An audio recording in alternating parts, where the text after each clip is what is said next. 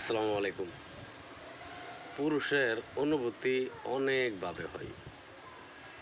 একটা পুরুষ তার অনুভূতিগুলো প্রকাশ করতে পারে না।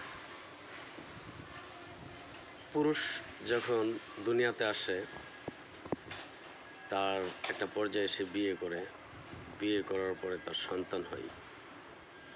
ওই সন্তানটাকে প্রথম কোলে নেওয়ার পরে যে একটা অনুভূতি, এই অনুভূতির কথাটা শুধু ওই পুরুষরাই বোঝে, যেই পুরুষ তার সন্তানকে প্রথম কোলে নিয়েছে। এই যে এক তৃপ্তির অনুভূতি, এই যে কত শান্তির, কত প্রশান্তির একটা অনুভূতি, এটা শুধু ওরাই বোঝে যারা বাবা হয়েছে। ঠিক আমার আপনার বাবাও এমন অনুভূতি ফিল করেছিল। যত্ন নিন।